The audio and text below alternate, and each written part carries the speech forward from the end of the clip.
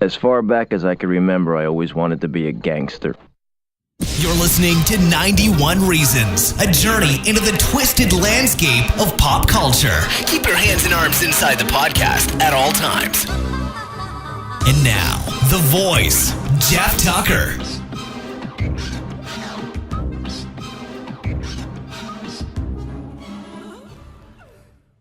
I want you to do some math for me, okay? Oh, hey, then no one said there'd be a quiz. I was told there'd be no math. Do some math for yourself, because I've done it for me. And the math question is easy. It's simple. How far back can you actually remember? And I'm not talking about flashes or glimpses or memories that are built off of family photos. Because, I know at age 7 or at age 6, I had it had to be 6, because by 7 I was into Star Wars. I know that at age 6, I had a gigantic pirate party with eye patches and buried treasure and a piñata in the shape of a parrot, and everybody was there. And I know that because my mom took a lot of pictures, not because I have any memories of it. I have flashes of memory. We can unlock really early doors in our mind and wallow back there for a while, right? But and I'm speaking for Generation X, because, ours was a generation where film was cheap, but processing was expensive. So your mom only took pictures on special occasions. We didn't take selfies. We didn't take pictures of everyday life like, hey, this is what I'm having for dinner, or I've decided to stop at Starbucks. No, we took pictures on birthdays and Christmas and weddings, on just special occasions. So if you go through my photo album, that's all you see. So a lot of my early childhood memories are built around the pictures that I'm seeing so often and so vivid. I had a Star Wars birthday where my mother, the first one I had, she got this friend of hers to make R2 and 3PO out of rice paper, and it was on the cake. And I remember thinking it looked fantastic. And when I asked for a piece of 3PO's head, it tasted like seaweed, like garbage. But that's no different today with fondant, because I don't consider fondant to be edible. It's Play-Doh for cake. But I digress. But what I'm getting at is that those early childhood memories that I have built around pictures are not concrete. They're not set in my brain. They're not from when my cognitive learning, sustainable brain was switched on. And I asked Rachel this very question. What's the earliest you could go back and maintain memories? And I was thinking it would be 10 or 11. Rachel says it's 9. Now, for me, it's a little earlier because, I'm very strange. So I'm going to set mine at 8, because once Star Wars and Star Wars toys came into my life, my memories are very vivid. I don't know. They were etched in there like a laser, right? And so if I say 8, I'm going to mark it at 8. I did not become aware that I was a person that with memories that I could keep until 8, almost 9. Let's be generous there, right? So if that's the case, my mom died when I was 25. So if I do the math, we lose 8 years right off the top. So I only knew my mother in a way that I could keep for 17 years. And of those 17 years, there's a bunch that are, you don't earmark the day-to-day stuff. The stuff that in retrospect, in hindsight, will become important. You don't earmark it. We earmark in our brains, just like in our family photo albums, Christmases and birthdays and special occasions and tragedies like funerals and big fights. And it's so hard to put together the day-to-day memories and how important those are, you know?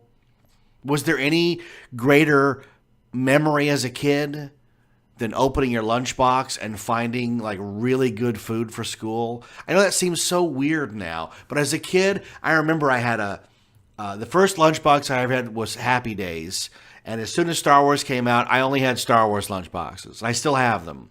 I can remember opening that Star Wars lunchbox with the space sides, not the one with the Sand Trooper and R2 and 3PO. That was the second edition. I had the first edition.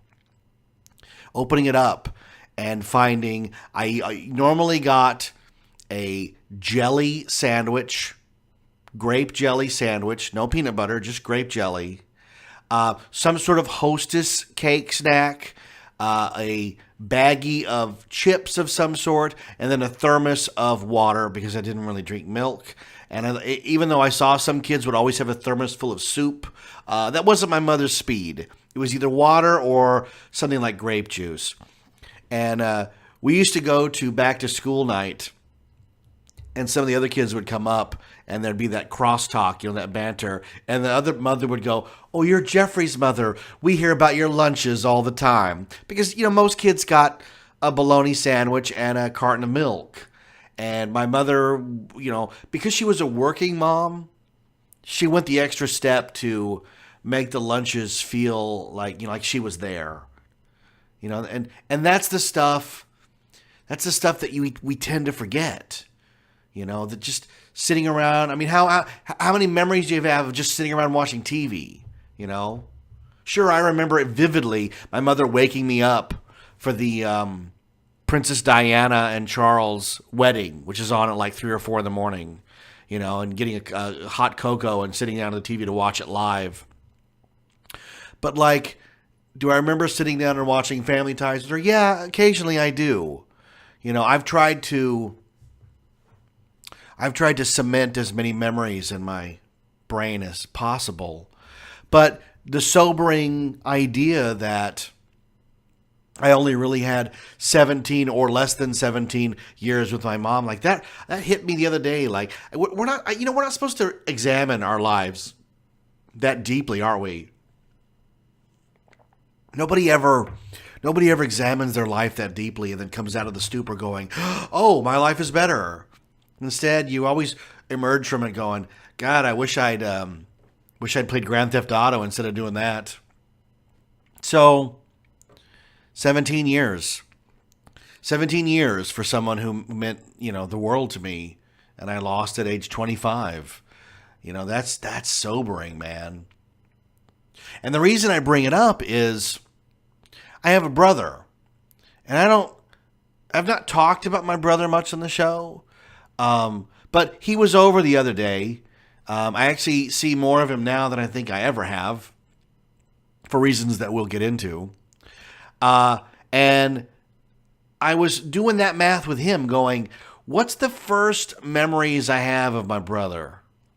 I have pictures, like I do with my mom. I have a really great picture of him wearing a Halloween mask and rubber monster gloves and scaring the bejesus out of me.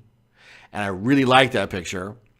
And I even went so far as to find that exact make of mask and hands, and now I have them. So I have that cemented as, you know, a shrine. In the picture, I'm not scared.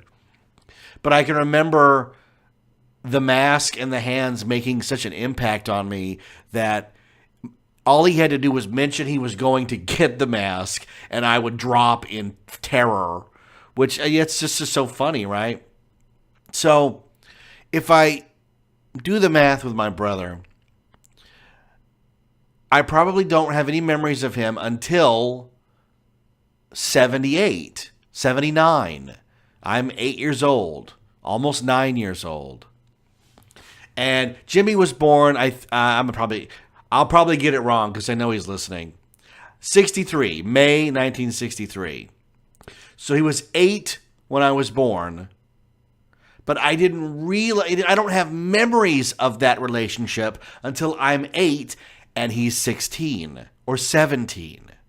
So you can see my memories begin with this teenager.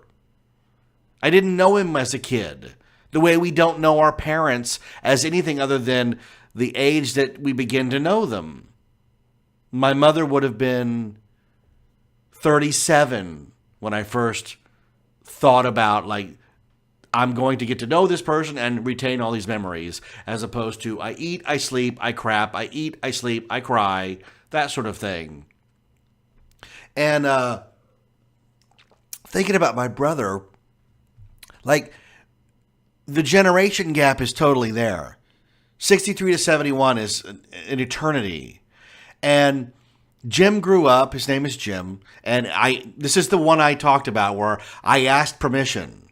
I said, Jim, I'm thinking about doing an episode on you, and what are you comfortable with me saying? And he's saying it with the radio right now, my life is an open book. And I said, okay, because, I got a pretty good memory, and I'm going to talk about crazy stuff. He said it was all good. He's made his peace with the choices that he made, and he's content and happy now. And that's all you can ask of a person. So I grew up. The first memories I have, this is no surprise, Star Wars. I was into Star Wars in the biggest way. And I shared a room with Jim. Now, Jim wasn't around a lot. Jim ran with a lot of guys, and I'll try to get to a few of them in the show here. So I had my corner of the room. It wasn't a half. It was a corner. And he had the rest of the room. And my corner was Star Wars figures, Star Wars toys, plush R2-D2 that squeaks when you touch his dot. And I used to get these Star Wars magazines at the grocery store at WG&E Food Market, which became Herman's Hallmark in Norwalk. And they're these Star Wars magazines that I talked about them in the Carrie Fisher episode. They fold out into posters. And the first one was the Death Star trench run. Like, I couldn't wait to get that on the wall. Thumbtacks, tape, whatever got it on the wall. And I had a shrine going to Star Wars. My first, I don't remember anything before Star Wars. That's what happened. And we shared a room. Now, Jim's rest of the room was all the things that Jim held dear, and that was Black Sabbath, Led Zeppelin, Lord of the Rings, and he had this poster of Linda Ronstadt staring at the camera. It was very sultry, Linda Ronstadt with like a feather in her hair. And it wasn't like a pinup poster because it was just her face. And I remember going, wow, that girl's really pretty. And then I looked up Linda Ronstadt like when I was a little older, and she had a pretty short shelf life, poor woman. It didn't help that she was bad-mouthed and stern, but, to each their own. But Jim had these other images. They were very dark. He was very into the Hildebrandt brothers' Lord of the Rings art. He had a Hobbit coffee table book that I really liked because it was all the animation pictures with the text of the novel. And, Black Sabbath with Ozzy Osbourne. And he had a lot of, Led Zeppelin had a lot of very strange art. And there was this one poster of a guy in a robe holding a lantern on the top of a mountain. And I can remember vividly Jim telling me, man, the guy that drew that took him 3 years. And I looked at it going, 3 years? What was he using his left hand? Why did it take so long? And so Jim had long hair, long black hair, a mustache, and he was living the 70s rocker life. Gold chains, you name it. And all his friends looked the same. He had Gonzo and PJ and Mike Razine and so there was at least 10 of them, right? And I've told the story. If you go back to the serial killer episode, the year that they built a haunted house, 1977, and had a run-in with Vernon Butts, a actual serial killer. The thing with Jim and his friends was they were all really smart. My mother would always lament that Jim was a genius, but Jim just didn't apply himself. Well, they applied themselves on this haunted house, and it was amazing, but it ended after that because Jim's thing was drugs, marijuana. I can remember from the very first memories I have, he used to go to this place in Norwalk called Mind's Eye, which was a head shop. And they sold drug paraphernalia, bongs, those little roach clips with the feathers hanging out the end. And I actually went in there one time when I was about 14, and they threw me right out. I'm not sure what I was even doing in there, other than I needed to walk in and see what the hell, because Mind's Eye was right at 5 Points in Norwalk, had a day glow painted roof, and it was so obvious a place to get everything you needed but drugs for your drug use. They eventually ended up moving to like a really bland storefront. I don't think they're even around anymore. But Jim had all this paraphernalia, and when he would leave and I'd be left alone to play Star Wars figures, I would like to move this stuff away because it was all so disgusting. I know you probably, if you don't do drugs, this is all going to be as amazing to you as it was to me. And if you have done drugs, you're just going to nod and go, yeah, that's pretty much what it is. He had a huge assortment of bongs. I don't know. I didn't know what a bong was. Even when I saw them use them. Like, I know that they would stick their mouths on the top of a glass or plastic tube. Most of these were glass back in the 70s. Then they would light the lighter, suck in some of the foulest, what looked like toilet water that would mix with putrid smoke. They would suck in the smoke, let the lighter off, and then stand there and go until the smoke had to come out.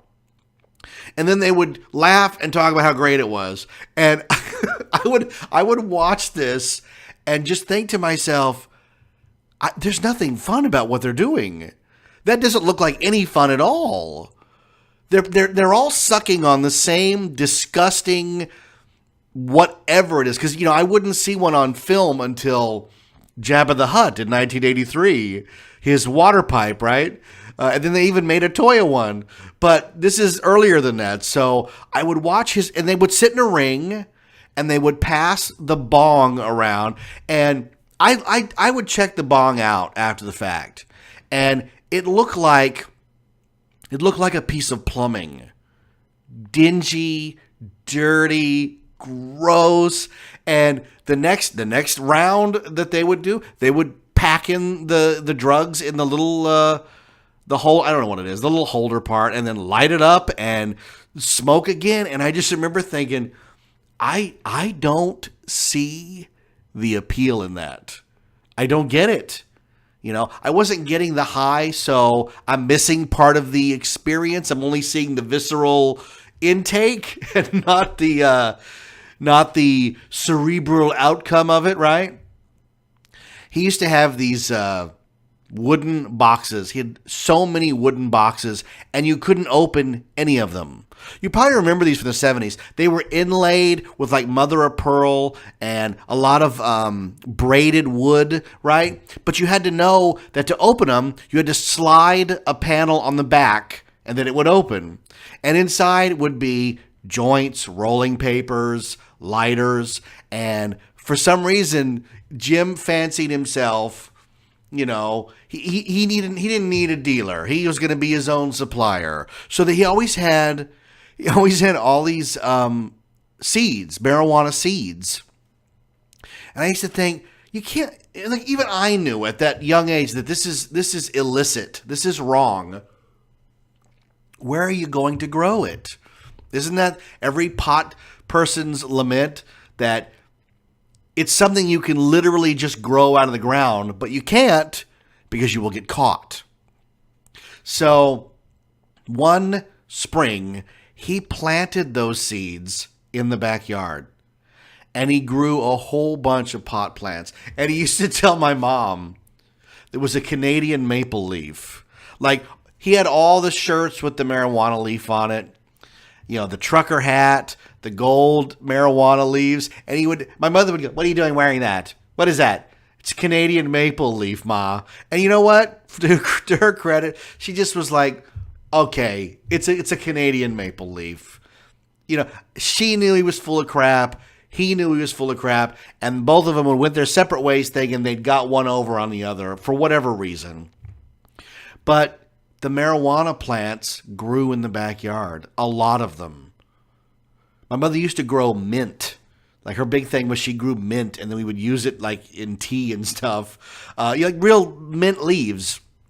But if you'd gone out in our backyard in the spring of '79, you would have seen the tallest marijuana plants. They looked like sunflower, or like he was growing corn. They were so tall. And I just know, like, he had the gleam in his eye that he's going to harvest this. And somebody at one time explained, like, you take them and then you dry them out and then you bake them in the oven or something. I don't know. All I know is it was like, I remember going, that is far too much trouble for what you're going to get out of it. You know what I mean? Far too much trouble. That is like a gingerbread house level of trouble, where I'm going to spend 4 to 5 hours, and all I'm going to have at the end of it is a gingerbread house that I do not need. And that's what marijuana is, if you're growing it. But see, what Jim didn't factor in was that somebody gave my sister and me rabbits. We had 2 pet rabbits for like a really short time. So the only ones who enjoyed the marijuana were the rabbits, who ate the entire supply. And my mother called my brother out to the backyard, and she goes, "Jim, what is going?" And the rabbits were flipping out over the yard. They were high as a kite, and Jim was crying because his crop was gone. Oh my God. And that became a story that my mother told at parties. Like, can you imagine? Like, that was the story she told at parties. "Oh, Jackie, tell the story of the marijuana rabbits." "Oh, let me tell you about the marijuana rabbits." Like, are you serious? So the backyard was never the same after that. There was a time him and his friends stole a giant, like, 10-foot by 8-foot sign that said, "Welcome to some national forest park." And Jim decided he wanted it, so he put it in the backyard. And I remember my mother going, "Are you insane? The back fence is not even complete." So what do you guess happened? Of course, within a week, a cop driving through the alley looked in and saw this. He knocked on the front door after seeing it, and he said, "Look, I don't want any trouble. I'm going to be back in a week. You guys should probably put the sign back where you got it." So him and his buddies had to load it in the truck and take it all the way back to where it was. I just remember laughing, like, Jim was the guy who created his own work. You know? Like, I was in school, so I don't know what's going on. I got homework to do. I've got science fair projects. I have grades to keep up. And Jim is having to drive the National Forestry sign back to where he got it from. So all these young guys hung out because at some point, Jim just dropped out of school.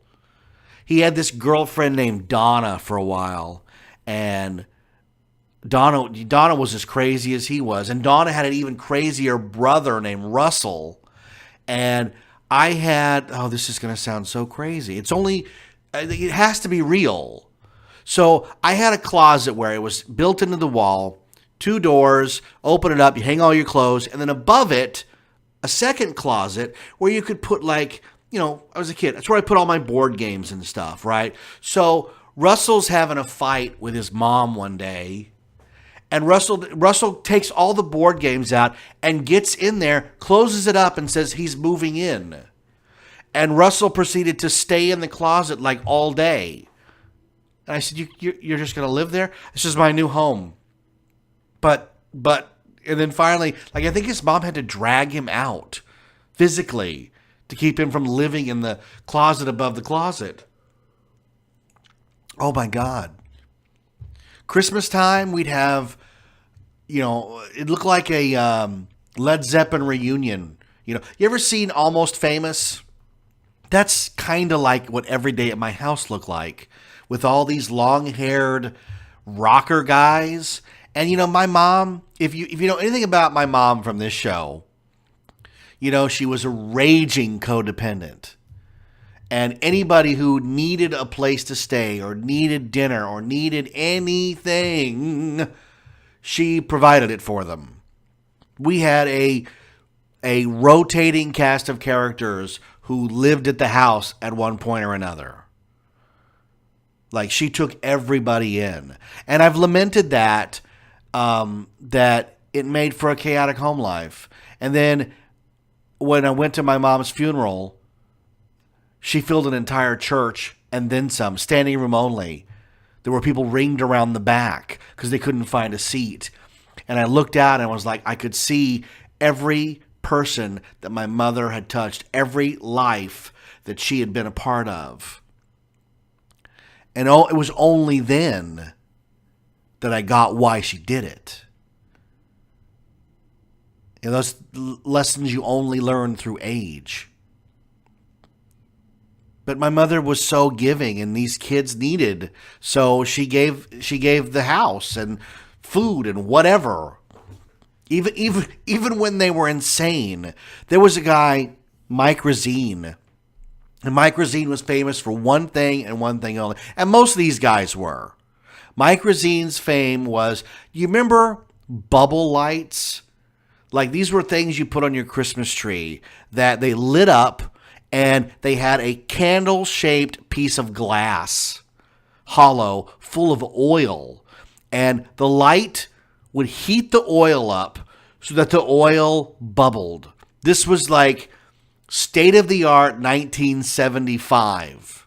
So my mother had all these bubble lights on the tree, and we knew as kids not to touch them.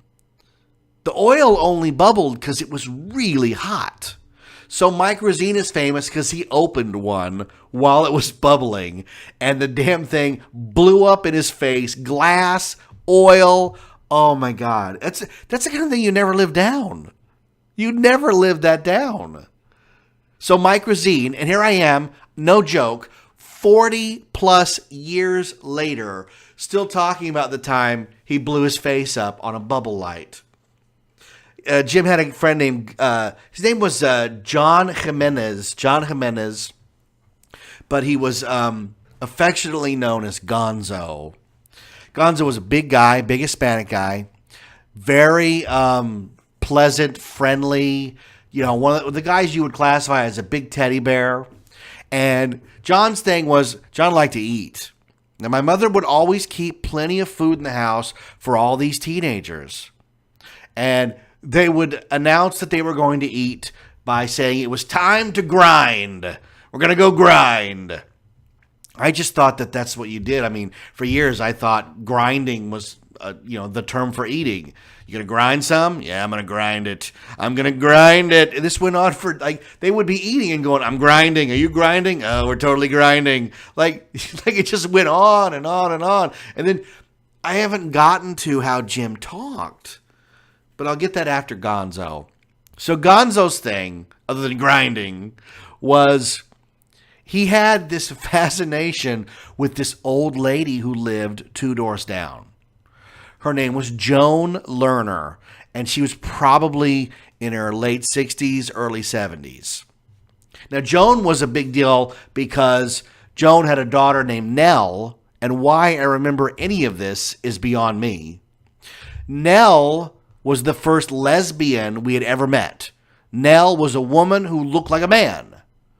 So there'd constantly be these explanations. This is her daughter Nell. She's lesbian. mean, nowadays, times have changed. Nobody cares. Back then, this was a big deal. This was the topic of party. Not in a scandalous way, just in a, did you know? Right? Did you know? And Joan would come down for like, when the Avon lady showed up, Mom and Joan would sit and listen to the Avon lady and they'd buy out of the catalog. I mean, my mother bought so much Avon, I think they were going to name a lipstick after her, like a lot of Avon. But Joan had a peach tree in her yard. And I don't know how this happened or why it happened, but Gonzo became fixated on the peach tree in the worst way. So, and I think it had to do with the Steve Miller Band. You know the song Joker. You know, there's a line where he goes, really love your peaches, gonna shake your tree. He would walk by Joan's house, and he would only do it when she was in the yard. You know, because she was one of those Mrs. Kravitz ladies who keep track of the whole neighborhood. And he would look at her and he'd go, really love your peaches, gonna shake your tree. And she would go, you leave those peaches alone. And that would rev him up and he'd go, I'm gonna pick your peaches, lady. And she would get so angry and he would keep walking. And then Joan would put her sweater on and run down to my house. Do you know, Mrs. Tucker, what that boy was doing? Was it about the peaches? He was talking about picking my peaches again, and I don't want him in my yard picking my peaches. He's not going to go in the yard and pick the peaches. You tell him, I will tell him. She would go back. Gonzo would come back. My mother would give Gonzo the lecture. Look, I don't want you in the woman's yard. I'm not in the yard. Next day, like clockwork, boom, he's down there, really love your peaches, and the woman would just go insane. I don't think he ever made a move on the tree, but it didn't matter. The fact that he was gunning for it was enough for her, and she wasn't having it, and oh my God, we would love to hear Gonzo's war stories about picking those peaches, even though he didn't tell us. We would gather around in a circle. Tell us about the time you picked Joan's peaches, Gonzo. Well, kids, it was right after we did the grinding. So that's Gonzo. He had other friends. PJ was such a nice guy. I'm not sure what he was doing hanging around with all these kids. There was Mama Tucker. Mama Tucker was this Southern girl whose name, I think, matched our name, but was no relation. And she'd come over and go, hey, Mother Tucker. Hey, Mama Tucker. Oh, my God. Awful. John and Delane, they were a couple. They always came as a pair. Came to a head one night when Delane's mother came over and announced that Delane was not allowed to visit during the dinner hour. And we all said, oh, okay. We didn't know what it meant. Jim got out early. He found a girlfriend named Kim, married her. We went to the wedding. We had a big wedding at our church. He had a kid with her named Michael, and then a daughter named Brittany. And early on, they lived in a little house across from Norwalk Square behind the Chess King outlet. Then they moved to Downey. And the thing about Jim getting a wife and moving out was there were really short moments that I could go over there for like a night and just escape the drunks and just get out. And even though Jimmy wasn't like, it wasn't idyllic because Jimmy never changed, I would still do it. And then like things got really bizarre. And like you're not even going to believe this. Like there was a year where Jim moved back in with Kim and at the time his infant son. And Kim decided they needed space. So she divided the living room with a curtain, like in a sitcom. And decided like they had a living room and we had a living room. So like you'd try to watch TV and they would be watching TV and you're like, this is not going to work. And with drunks around, it really wasn't going to work. So, like, those were chaos times. There was an interval in there where I didn't have a bedroom. Between the drunks and people living there, my mother ended up having this woman named Tanya move in, who was the first, like, almost goth, new wave girl that we had, and it was bizarre. She worked at a place at Norwalk Square called Rude Looks, where you could buy a coffin or a black cape. It was very Hot Topic-y, way before Hot Topic-y was a thing. And I just remember, like, I had the hall closet and I slept on the couch. I didn't have a bedroom. Like, that was weird. It was really strange. But, what are you going to do? You get what you get. And all through it, Jim is, he's a character, man. A total character. Like, he has his own language, grinding, and he has a really loud, aggressive way of talking. Like, you think I'm a loudmouth? You ain't seen nothing yet. Like, when my sister got married, she married a guy who was into cars. And for some reason, Jim decided he was into cars. So Jim got like a souped up Mustang, and Jennifer's husband had a souped up car. And every single time this guy came around, Jim would triumphantly scream, "Hey, let's run him!" Like, let's run him? Like, let's have a race. Like, it just got to be a thing where, let's run him. And he wouldn't say hello to people. He'd go, "Hey, Nick." I'm sure Rachel's loving. She could probably hear me all the way in the house doing this show. She knew I was coming out here to do a Jimmy show and that I was going to be loud. "Hey, Nick, let's run him. What are you doing? Hey, grind." I mean, that's not an exaggeration what I'm doing. That is actual. There was a moment in time where Jim got influenced by my cousin Johnny, who was a surfer guy. And Jim was going to be a surfer. So him and Johnny spent the whole summer at the beach. They taught me a trick where you could tell how old this is. You could sew a dime into your swimming trunks so that you could call mom to pick you up at the end of the day. The dime wasn't going anywhere. And that abruptly ended when Jim fell asleep in the sun. He fell asleep in the California sun and had probably nearly third-degree burns all over his body. And I can remember him in the bathtub full of ice screaming, and my mother trying to help him. And that probably ended the surfing career very quickly. But through it all, Jim was like, how do you describe what life was like? Like, it's like I was in an episode of like TJ Hooker or one of those modern day cop shows, like, because drug paraphernalia would show up all the time. Oh my God. I can remember this again. It would sound insane if it wasn't true. I was in the bathroom and I found a little brown bottle that the cap flipped over into a spoon. And in the bottle was white powder residue. And I looked at it for a long time and thought, I don't know what that is.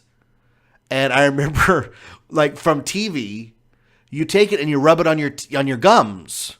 And that tells you what it is. So I put a little on my finger and I was about to rub it on my gums, and I stopped and I went, what the hell am I doing? I don't know what this is. If it is cocaine, I won't know how. I won't know it's cocaine because I won't know what cocaine does to your gums, other than I saw a cop do it on a bunch of TV shows.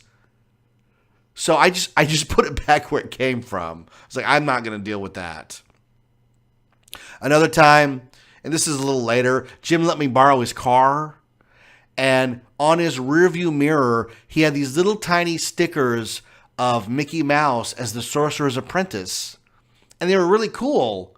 And every time I would adjust the mirror, I would make sure not to touch them because they were tabs of acid. And so I got a pretty good education in drug use, drug paraphernalia, bongs, roaches, roach clips, cocaine, methamphetamines, speed, crosstops. I've seen it all, and I've done none of it. I talked about on one of the shows, my mother tried to give me a baggie full of crosstops, which is speed, for the Star Wars convention so I could stay up and enjoy it through the night. And I just looked at my mom for a long time. I was 15. And I said, I don't think I'll be needing those. She goes, well, they're just diet pills. Okay. I asked my brother about it the other day. He told me, yeah, they were speed. And he used to get them, by the giant barrel full and give them to my mom. My mother used them to lose weight. It's like just casual drug use, and it's one of those things where these are prescription pills, so it's not like I'm smoking a joint, Jeff.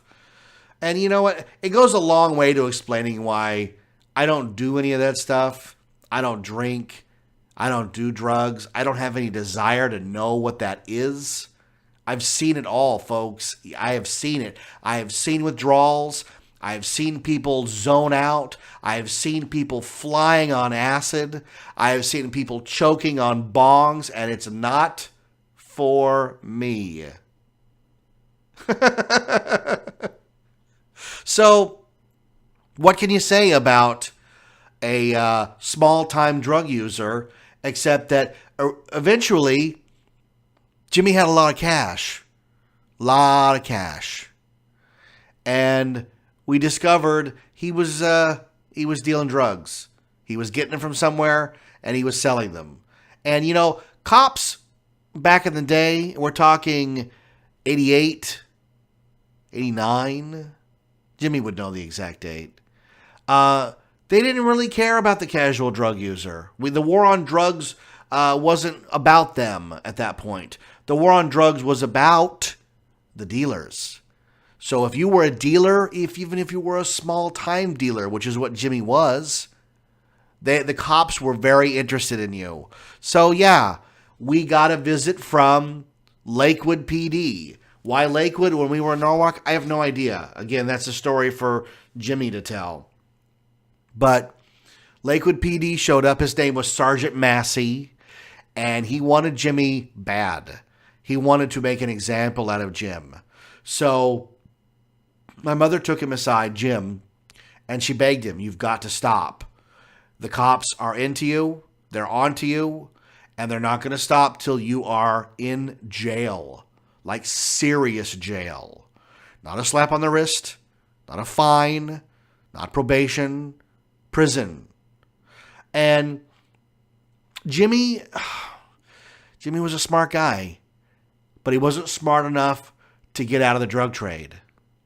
And so the cops were after him big time. And unfortunately, I got caught in the crossfire.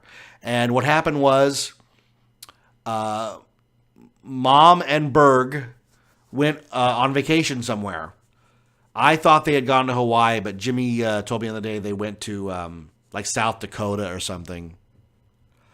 Berg's big thing was to leave Norwalk with a truck, him and Mom in a truck and an empty trailer, and they would drive along filling the trailer up and arrive back home with a trailer and truck full of junk, which happened again and again and again. But this time when they left, Jennifer went to her dad's, or Jennifer might have been with her boyfriend at the time, she might have been living with him. I don't remember. I'd have to ask Jennifer, because I only know my part of it. I was alone at the house, which is not a big deal, because at this point, I'm straight A student. I am president of the drama club. I was working on a big 3-act play that I was going to write and direct. So I was very busy with my polo shirt crap, and I didn't have time for anything else. What I had was I had a really strong group of friends, and we liked to have a good time, and we liked unusual stuff. This guy Toby and I were very close, and Toby was always getting crazy stuff because his dad was, I don't know if he was in construction or something in that field. So one day Toby brought me a USA Today newspaper machine that they had gotten out of the dump. And they didn't know what to do with it. And I was like, that's got to go in my room. That's the coolest thing ever. So I put it in my room. I propped the door open, and I used to keep like papers in there, like a shelf with stuff on top. You know, I have pictures of my room from this exact time period. Don't have a picture of that stupid paper machine, and I'll tell you why in a second. But my room was like an explosion of pop culture, of video store standees and Coca-Cola and Ghostbusters and Star Wars and Back to the Future and anything else I could throw on the wall. But I had this newspaper machine. And so I was home alone. Mom and Berg are on a trip. Jennifer's gone. And there's a knock at the door. And guess who it is? It is Sergeant Massey and his partner. And I said, I must have sounded like pimply-faced teen from The Simpsons. Can I help you guys? Yeah, so Sergeant Massey, my badge. We're looking for James Tucker. Is he here? No, James, not here. Jimmy's not here. You his brother? Yeah. You're Jimmy's brother, huh? Can we come in? Yeah, we're coming in. Who's here? Well, it's just me. Oh, you're home alone? Well, my mom's on a trip. How old are you? 17? Oh, under 18, huh? No parents? Well, we're going to look around. We're going to look around. It's all right. It's all right. We're going to look around.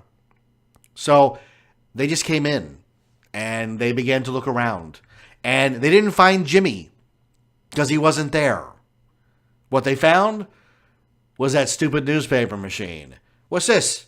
Newspaper. Look at this. Hey, he brings his partner over. Check it out.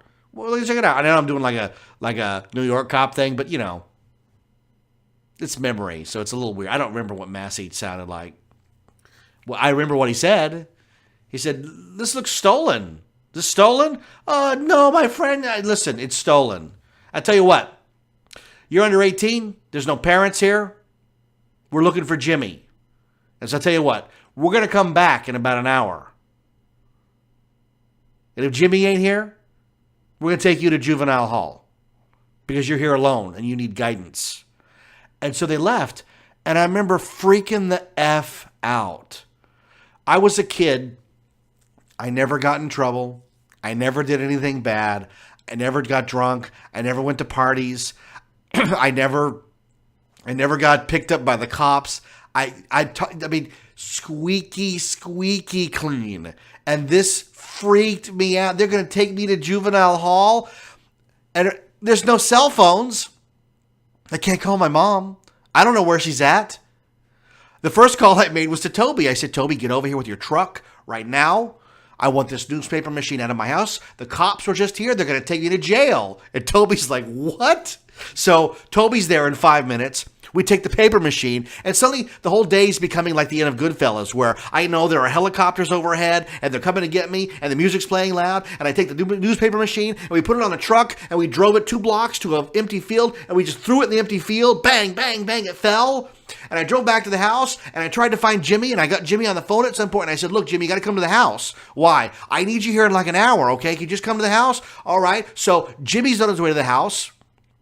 I get with Toby across the street in a car. Now, we lived on a big, busy street, Studebaker.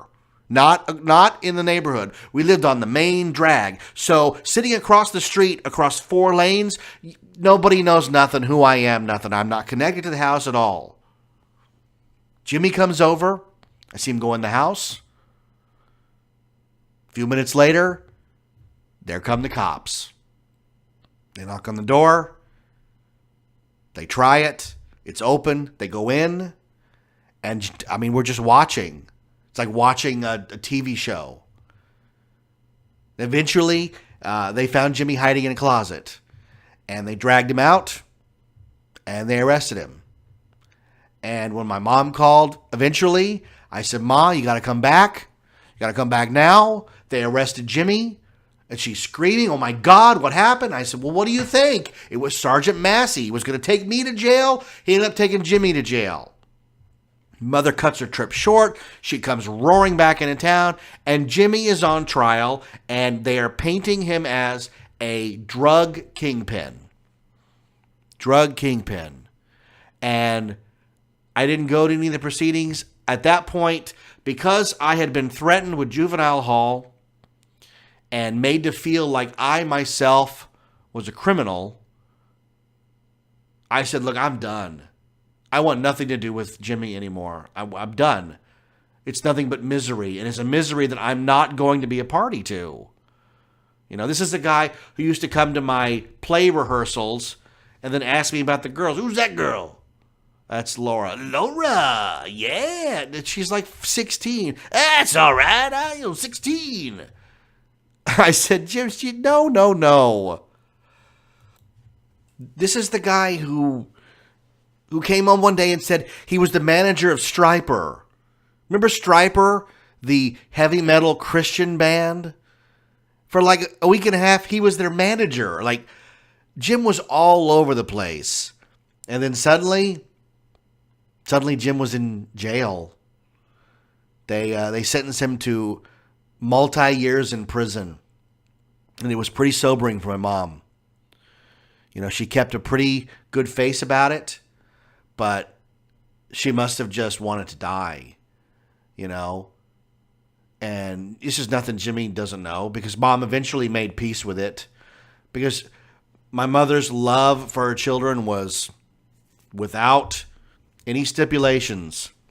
It was pure, I love you no matter what you do. What did she always say? She always said, I love you. I may not always like you or what you do, but I love you. And everybody's got that once in their life, right? So they sentenced my brother to prison out in the middle of the desert. The big time prison. You're not coming out for years. And eventually he did what my mother told him to do. My mother was always telling him, Jim, got to keep your nose clean. Keep your nose clean. If you'd kept your nose clean, you wouldn't be in the first place. So Jim kept his nose clean. And he found Jesus. And he got these weekend visits where my mother and my sister would go down and live in a trailer at the prison for a weekend. They'd bring enough food and stuff to like live at the prison. I thought this was, now I never went. And you know what? I wish I had, because I wish I had that story to tell. Because that sounds crazy to me. And that's why I didn't go. Listen, at that point, I had a girlfriend, I had a life. I had decided internally that Jimmy was not going to be a part of anything anymore, and I'm done. I'm totally done. Even so much as the last year he was in prison, the last Christmas he spent behind bars, I want to say it was 3 to 4 years he was in prison. You know, which in California means he was sentenced to 7 or 8, because you get 1 day credit for every day served. But that last Christmas, my mother begged me, you've got to come with me. Jennifer's got a kid now. She's not going to go. You're going with me. And I said, Ma, I will do this for you. I will ride down there. Because it was a 2-hour, 2.5, 3-hour drive to the prison on Christmas Day with no traffic. I said, I will do this for you, but I won't go in the prison. I won't visit. I am not going to do that. And I remember sitting in the Chinook, because it had a bed in the back and you just lay down, for about 8 hours on Christmas Day while she visited Jimmy.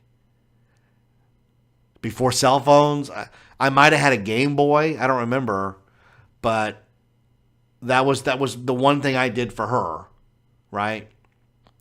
And the lesson learned out of all of it was, you're going to get caught. You're going to get caught. I mean, have you ever seen a drug movie where they didn't get caught? They always get caught. And getting caught probably saved Jimmy's life. Because my mother tried and tried and tried with Jimmy. I got good grades. I did everything I was supposed to do. Consequently, I was left alone. My mother did not smother me with love because I didn't need it. You know, the squeaky cog gets all the grease. So my mother had tried. She tried to get him a job at a jewelry store that she frequented. My mother loved jewelry. She bought jewelry every chance she got as an investment. And the guy who ran it was named Cohen. His last name was Cohen. I still have some pieces of jewelry from him. And she got Jimmy a job at this jewelry place. The kind of place where you had to be buzzed in.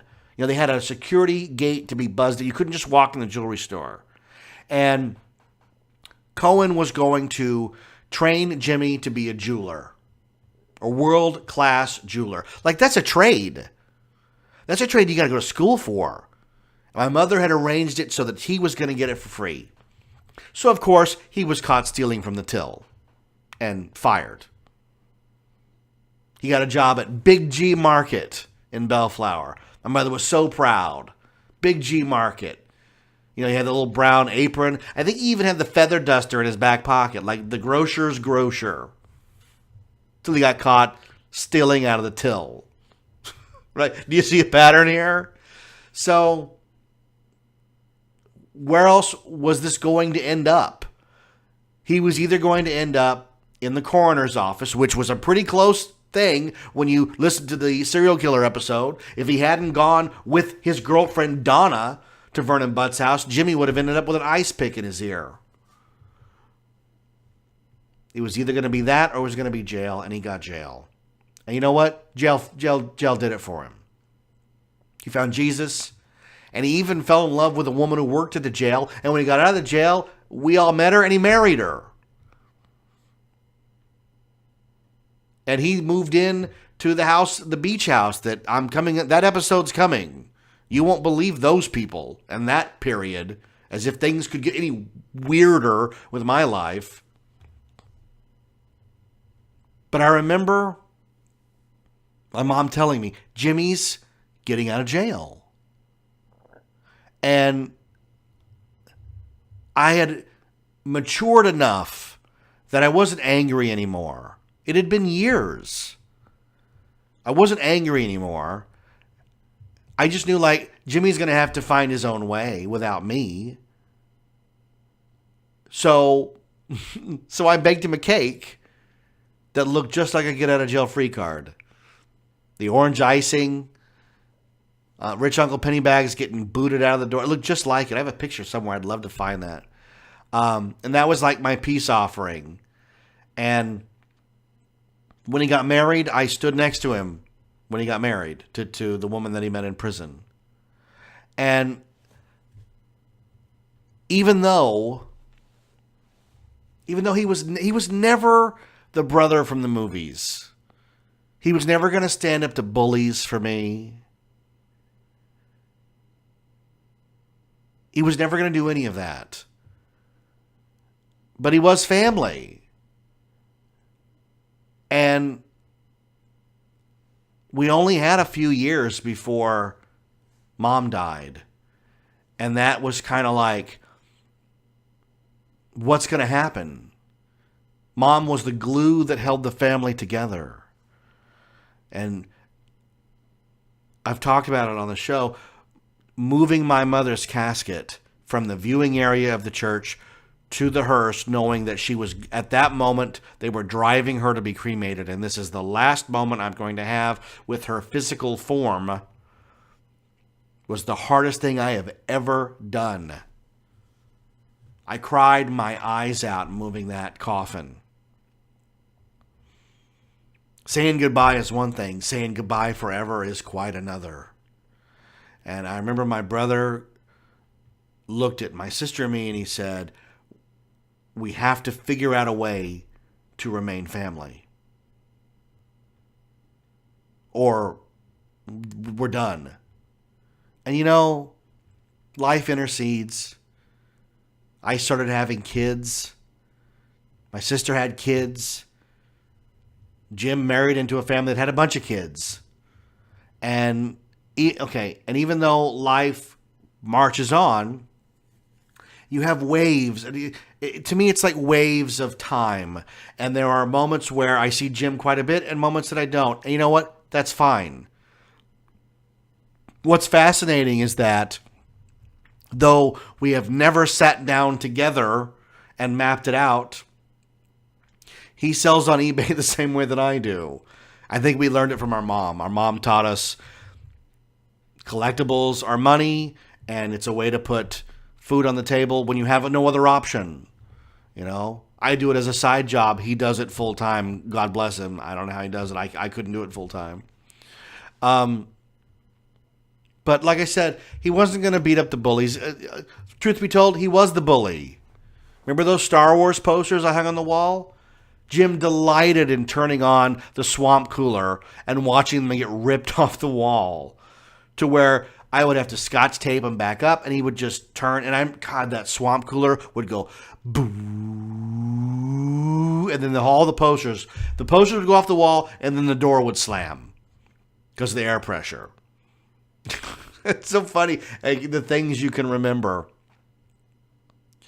I remember he had a early can of Stridex, the acne pads, and it came in a metal can. It looked like, remember when this is really old, when snack pack puddings used to come in those metal cans with the rip off top.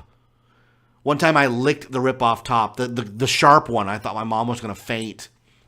But Jim had these Stride Right pads in a metal can, and he used to wash with them all the time. And I thought, well, that must be what you do when you get older. So I tried one. Oh, my God. I burned my face so bad, I thought I was going to die. I thought I was going to look in the mirror and see flames coming off my cheek. Those Stride Right pads in the late 70s were toxic, let me tell you. Jim had an affinity for pit bulls. So we had 5 or 6 pit bulls in a row. Ty, Nisa. I don't remember all the other names of the dogs. Dogs that would just crunch bones as if they were paper. We lived in Norwalk. Some parts of Norwalk weren't as nice as other parts of Norwalk. One time our pit bull, Jim's pit bull, vanished. And we got a tip that it was in the one-ways of Norwalk. So we drove over to the one-way house, and we knocked on the door, and the guy was there with our dog. And we said, we think that you have our dog. And the guy goes, I don't have your dog. This is my dog. And then the dog jumped through the screen door and got in the car. And I remember Jimmy going, I think it's our dog. And we drove off with the dog. It's the same dog that one day, one Christmas, opened all the presents and then ate the tree. You ever had a pit bull? They'll eat anything. They will eat everything. Here's the thing with family, and I'm not telling you something you don't already know. Family ebbs and flows, and sometimes you hate them, and sometimes you love them. And then you hate, and then you love again, and whoosh, it's washing onto the shores of family ties, right? And my brother and I have never seen eye to eye. It's just not in the cards. He's a different age than me. He has a different father. He spiraled down that drug staircase, that too often is an escalator or a slide. And I watched it happen. And between the drunks and him, I swore off everything. It's a wonder I don't just drink tap water and go back to bed. But family is family, right? Family is family. I didn't always get along with my sister. I was the odd man out. Jimmy was the dropout Hessian drug dealer. Jennifer was the very popular girl at school who dropped out to have a baby. And I was president of the drama club. So you can see where there might be some friction around the dinner table. But hey, that's what makes the world go round, folks. The world goes round and round and round. And family is family. And sometimes family is all you got. And the only other person who helped me move that coffin was my brother. And a lot of demons and a lot of anger washed away when I loaded that coffin into that car. Because you can only be mad for so long. You can only be disappointed for so long. Sometimes you just have to let people be people. And though they don't do what you want or act the way you think they should act, you have to accept them for who they are, or you're just gonna die early of bitterness. You know, what Jimmy does is not my cup of tea, or it wasn't. It is now, because now he goes to thrift stores and buys great stuff to sell on eBay, and I go, how come I couldn't find that? So we've come full circle, haven't we? I had no idea where this show was going to go when I started, I'll be honest with you. I told Jimmy I was going to talk about him, but I didn't know what was I going to say. And I'm just trying to paint a picture of, complete opposites, Goofus and Gallant, Mutt and Jeff, man, of the nth degree. Jimmy was the cool kid who listened to Black Sabbath and went to see The Song Remains the Same every Saturday night at the Alondra 6. And you know what? I finally went one time to see what it's all about. It was a double feature of The Song Remains the Same and Pink Floyd's The Wall. And I remember going, what the hell am I watching? And he was like, well, you're not high. No, I am not. You should probably get high. No, I'm good. And you know what? He did tell me once when I was in high school, hey, little brother. What's up, Jim? Hey, if you're ever thinking like you want to get high or something, and I know he sounds like Cheech from Cheech and Chong, but this is not a joke. This is what he sounded like. Let's run him. He would go, hey, man. Yeah, Jim, what's up? You want to get high or something, man? You let me know. I don't want to get high, Jim. No. You probably at some point you're going to want to get high. You come talk to me. Well, it's not going to cost you anything, and it's going to be good stuff. I can assure you, Jim, that I have no desire to partake in the drugs. I know, but you probably change your mind. No, I'm totally good. All right, man, Dick. Why? Hey, Dick, you don't have to keep doing that. We're just talking. I know. It was suddenly he's Bobcat Goldthwait. Hey, you wasn't. If your friends want it, no, I don't run with people like that. If they want some, I got some, All right, Jim. So, that's how he sounded. Hey, just loud and overbearing and almost a cartoon character, but a totally real person. Oh my God, Jim's a real person. You know what? He just had surgery. He's lost 100 pounds. He looks amazing. I'll put a picture up, you won't even know we're brothers. That's how different we are, not only internally but physically. We came from the same woman but different fathers. My mother had 3 kids, 3 fathers. She got around. I wonder where Massey is today. I'd like to go find him and go, do you remember threatening to put me in juvenile hall? Me, a straight A student? He's probably dead. One of those things. Hey, I'm going to have Jim on the show at some point, so you'll know I'm not kidding, and I'll have audio of him going, hey, Nick, and let's run him, and he sounds like a cross, but if you mashed Lightning McQueen and Mater together, hey, let's run him, and then Ramon. So there you go, Jim. You're 3 of the Cars characters mashed together. But you know what? You're my brother. You're my brother, and I love you. And we're family.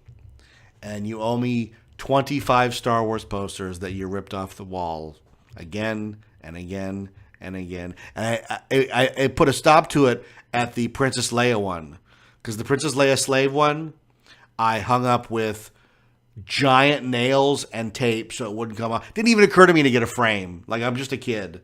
But that one went up with enough crap that it wasn't coming off the wall. So you're clear on that one.